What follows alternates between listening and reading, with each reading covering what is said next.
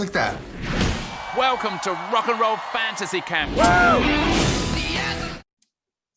I'm milling about with David Fishof. He's the founder of Rock and Roll Fantasy Camp and also the subject of the new documentary, Rock Camp, the movie. Hi, David. Hi, Robin. Wow. Yes, it's very exciting. I was thinking about it this morning. I've been able to be around successful tours, represented players in the Super Bowl, but to have a movie come out about a subject that you've created, it's quite exciting. Quite exciting. It's like the trifecta, right? It's Yeah. like the last thing you could possibly accomplish. Right. And if you're in this business, like a chorus line, I showed my daughter a chorus line the other day because I just wanted to see the passion that we have in this business. And to me, this is quite an accomplishment. I put it this way: it's about the rock camp that I created. I had no cutting rights. I had no say. It was all Doug Blush. If I said something to him, he said, "Read my contract. I get final cut." So I said, "Okay, I'm just saying, but so that was it." But he did have you down. He had your essence down. I so love the part where you're on your motorcycle and you hear Hava Nagila. That was classic. Yeah, he got me. Yeah, no, I will say that one thing about Doug Blush is he's a storyteller. And we had 3 editors beforehand try to tell the story, and it was frustrating me. And until Blush came in and really got to the essence of what the rock camp is, I'm really grateful to him and to Jeff Rowe.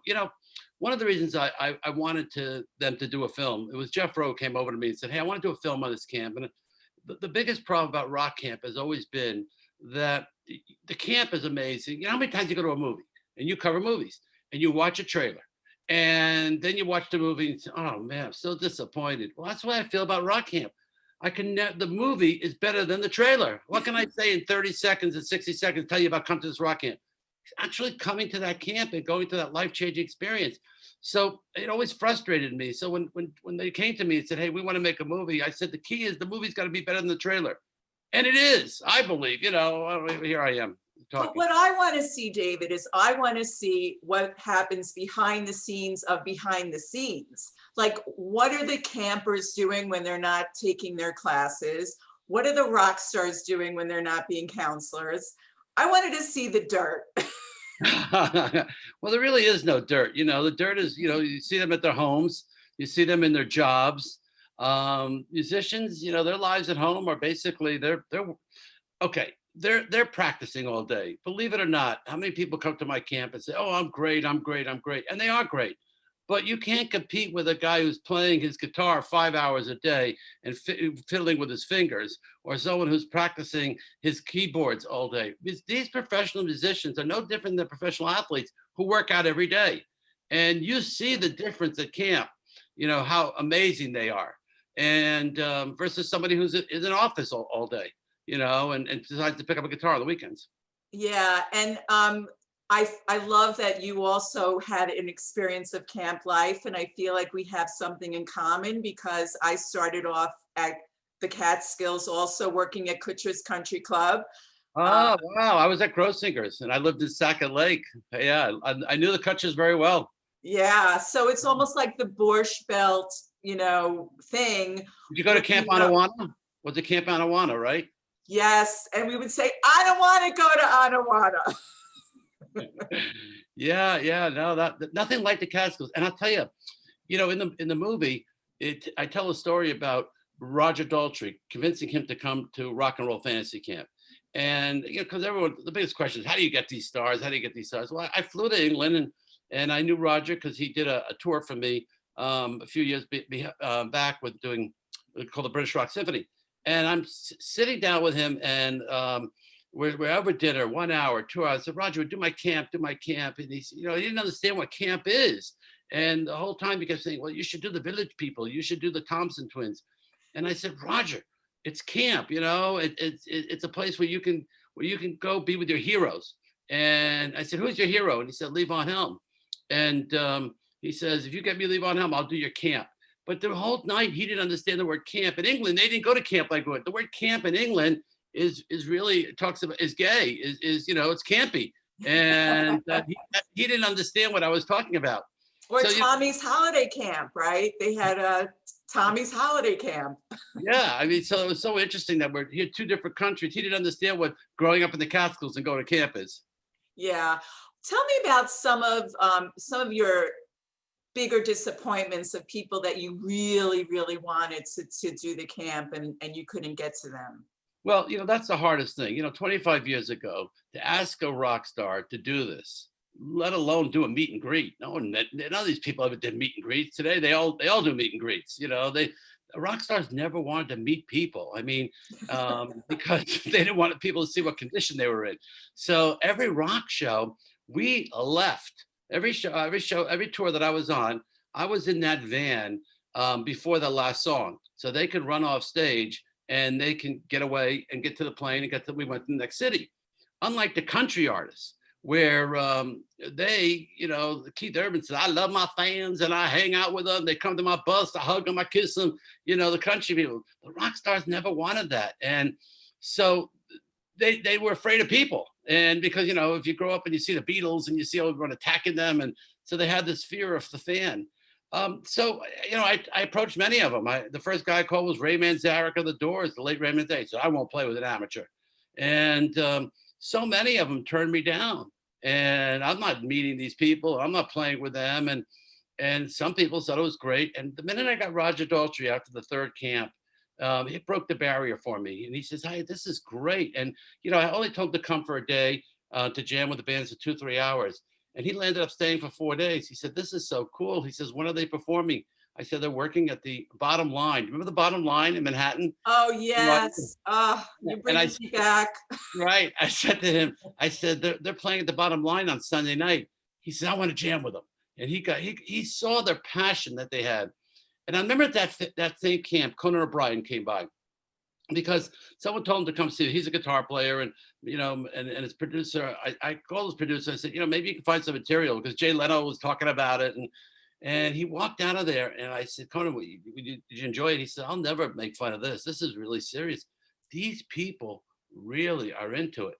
And I've had a lot of those. I've had a lot of great press who've Maxim magazine. The reporter came and I called him 2 weeks later and said, when's the story coming out? And he says, it's not going to come out, David. He says, they wanted me to make fun of these people and I'm not going to make fun. These are musicians and they are really into this. So, both ways. It's been hard.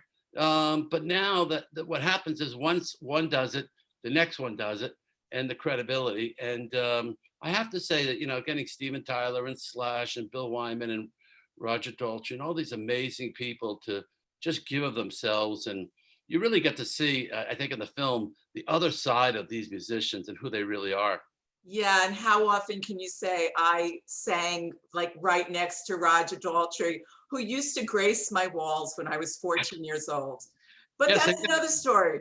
Yeah, same thing with Nancy Wilson. What are you talking about? Everyone had Nancy's photo up, and we all grew up with these people, and they were always hard to get to. And there was no such thing. Like I said, there were no meet and greets, and they were scared of people, because I'm telling you, what's in their mind was that getting trampled on and the Beatles, but I got to tell you that the greatest feeling is when they come, they see that, like, I love what Roger Daltrey said. I was one of them. I just got lucky, and they really understand it. And even Gene Simmons saying, they should have had this in 6th grade. I would have learned. I wouldn't have made as many mistakes as I made. Here you could come and you really get to hear from the essence of these people. Yeah. Do you vet the campers? I mean, what if really, truly, David, they were like psychos and, groupies, like who wanted, to attack their favorite rock star?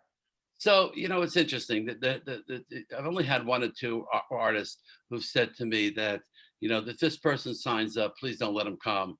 I haven't had one incident the entire camp. I haven't had one incident. Wow. And I even we're doing these master classes every night, and some of them have been scared that a question's going to come up. Not one. I think they respect you. And no one's going to spend the money to come and I shouldn't say that. People will spend yeah. No, I haven't had a problem.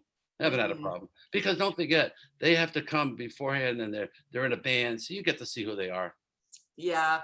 Now you're coming up to a big anniversary. Yeah. So how are 25 you, years. yeah, how are you handling that in terms of COVID and bands not able to tour and all that? Well, it's been very hard. It's been Yeah. for our live industry, it's been so hard.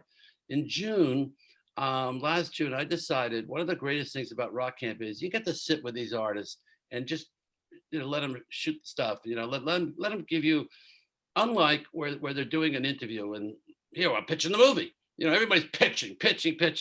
How about sitting with somebody and just finding out the real essence of what makes them tick? How did they write this song? Give me something about your life that I don't know.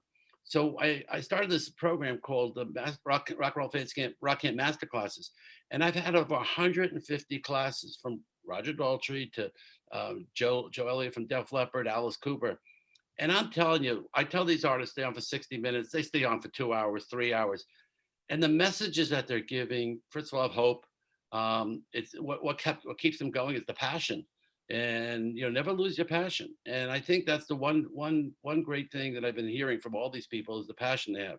It's been a hard business. It's been really hard, and I don't know what it's going to open up. But the one thing I like about the film is that unlike every other film out there, like Behind the Music, all those Behind the Music says the band made it, they reached to the top. Then all of a sudden they did drugs and the manager stole all the money, and then they came back. This film just takes you straight up. It has none of that. It's not any of that, and it's a feel good. And I think that people will watch it. I'm hoping they'll be able to walk away from it and saying, I can do anything. I can create that app. I can write that book I always want to do. I could do anything in my life, and not just music, but anything, and have passion behind it, and just a lot of hard work. Well, I think what's going to happen, David, is a lot of people are going to now want to go to the camp. They'll see the movie and they'll go, sign me up, Well, I'll tell you, you say that, but let me tell you something. The problem with Rock Camp has always been the fear factor. People are scared. So, yeah, that's really interesting. People are really scared to come. And they shouldn't be. I'm hoping that they'll see that in the film. But I can't tell you how many people said, I'm not jamming with Jeff Beck. No way. Not with Roger Daltrey. I'm too scared. And they don't realize that once they get over that fear, they can do anything they want to do in their life. Now, I get it. I was once invited to go to Michael Jordan basketball camp. And my dear friend, I said, I'm not going to Michael Jordan basketball camp. I'm not going to play one-on-one with Michael Jordan or play 3-on-3 with a bunch of people who think they could be in the NBA, even though they're over 40. So the issue you have with a lot of people is they're scared to come. But the ones who come, it's unbelievable how their lives have changed, in all different ways. Now, do a lot of the rock stars keep in touch with the campers? Is there like reunions going on and such?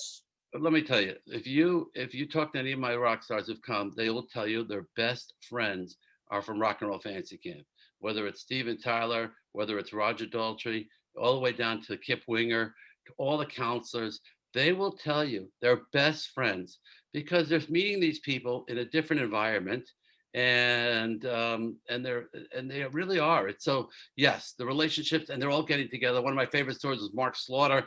His whole band came to meet him on the road, and they came to Pittsburgh they had a reunion. They all have their own reunions. And Mark said he brings them up. He said, I want you guys to meet the audience. I want you to meet my Rock and Roll Fantasy Camp band. Come on, guys, get up here, pick up the instruments. I'm going to walk off stage and you finish the song doing my big hit. And then he came back on. So yeah, the stories are unbelievable. How the friendships, you can make friends with somebody your whole life, and then you come to camp and you find someone that's similar and you're in a band. It's incredible. You mentioned Kip Winger, who happens to be a friend of mine, and I actually went to the very first day of his camp, and I wanted to stay. I wanted to be there the whole time. It just looks like so much fun. It is so much fun. Kip's a great instructor too. I don't think people realize what an amazing musician he is. And I'll never figure out, he was jamming with Roger Daltrey, and Roger got off the stage and said, "Who's that bass player?" So he's played with the best in the camp. He's never really gotten his recognition until he got his Grammy nomination and writing this choral music and symphonies. And he's quite a great mentor. And he can dance. He can do ballet. Oh, really? Yeah, he can do ballet. Yeah. He could do it all. No, I love Kip Winger. He's been great, and he's been a lot of fun at camp. And for many years, he would stay next to me and just follow me and show me, the ropes and everything like that. So he's been a great part of camp. That's wonderful. So what's next for Rock and Roll Fantasy Camp? Okay, so I'm hoping today I have a phone call with somebody that I want to try to see if I can do if they can come up with the latency. If you and I could be jamming in a room with a band at 5 different places with a rock star counselor. And the biggest problem has been that we can each record our parts and the producer can put a song together, which you've seen all those out there from Sammy Hagar. But if we can play live at the same time, that there's no second, I would do these virtually. All I kept thinking of this weekend is I could do this virtually, in Oh, Zoom yeah. rooms, out of Zoom rooms. I get, ask Paul Stanley to visit a Zoom room. But the biggest thing has been the latency. And someone called me on Friday and said, I have the technology. And so I'm hoping that I would do a camp that online like that, where, Oh, absolutely. If you build it, they will come. if you build it, they will come, right. And I'm hoping that the live will come back. I was all set to do a camp with the Scorpions in Vegas, and I was going to do a Cheap Trick camp in New York, and they'll come back. I mean, I'm hoping it will come back. But meanwhile, I think they'll enjoy the movie. They'll get a feeling. They'll realize they don't have to be scared to come to rock camp, that these people are real people. And that's really what I loved about the film, that he was able to bring out the essence of who these people are. I mean, you'll never see Gene Simmons like that. You'll never see Paul Stanley like that. You'll never see Sammy Hagar really expressing themselves. And that for me, that's a part of it. For other people, they've told me, hey, to show you what the power of music does to those kids and to the adults. And Oh, I know that one kid who was challenged of the father, and then he came.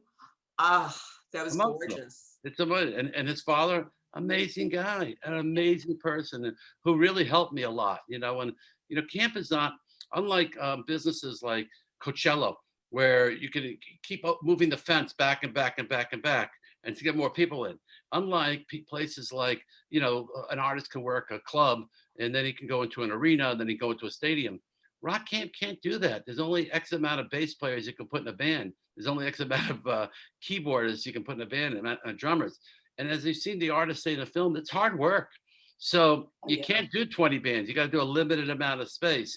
So, but I love the most fun for me about camp is the life-changing experience. Really, how everybody gets that opportunity to come and really go through a life-changing experience, and they take it back to their lives, and they use it for work and for their family life and for their businesses, and yes, of course, music, but everything else. Have you ever thought about doing sort of like an all-star rock and roll fantasy camp tour? Yes, yes. Wow. So I did it a few years back. I wanted to test it if I can do this as a one-nighter. And I went to Irving Azoff, the famous manager, and I said, can I do a one-day camp where my campers can open up for Def Leppard and Journey? And we'll rehearse them all day. We'll send them the music in advance. And with that stage, no one's using that stage from 5:30 to 7. Let us, do this. So we tested it in Columbus, Ohio. It was amazing. 80 people came in from 30 different states, 6 private planes, and they got to get that experience for one day to open for Def Leppard and Journey. And then they went home the next day, and someone said, "What'd you do this weekend?" "Oh, I opened for Def Leppard and Journey." So yeah, I'm going to do a tour. That's really my ultimate goal. Because people want to perform in front of their families, in front of their kids, Yep. for their parents. I mean, I'm working on a book right now called "Hey Mom, I Could Have Been a Rock Star, but You Made Me Go to Harvard." And so many of them could come to camp, and they've been waiting their whole life to get validation that they can perform and that they could be on stage, and to show their parents, look, I didn't have to go to Notre Dame. I could have been a rock star. In the end, I hope they learn, and they do see it's good they got an education, because being a rock star is hard work, real hard Oh, yeah. work. Now, for you, coming full circle, your own father was a cantor and very musical. So was he able to see your success? Yes, yes, my dad. Yeah, my dad was a Holocaust survivor, and He was in Hackensack, New Jersey, as you see in the film. Yeah. He came to all my shows. I have pictures with him on my walls of him with Davy Jones and him with Ringo. And yeah, he shep nachas. Yeah, he was great. He was young as a 12. And there's a book called The Yellow Star that's out. That's been out for many years. They just republished it. And it was about 5 guys who survived the camps.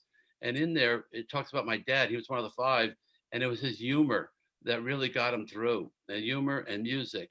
And I carry that with me every day. So yeah, no, I miss him, but I know he's up there and enjoying it. How gorgeous. David, this is such a sweet, sweet film, and I wish you I wish you much success. Please come. Please come. When we get back. I want to. Yeah, post absolutely. Email me and really come. I really like, I would give this away to everybody because I know the effect that it does to people's lives. And if you can change people's lives through music, wow. So thank you so much. I'm glad you enjoyed it. Looking forward to another good bashing of rock camp. I've reconnected with my joy of playing. I can't think of a more fun thing to do. I mean, it's better than stamp collecting. Always new. Always refreshing. Always candid. Always milling about. Robin Milling delivers what celebrities are saying to you.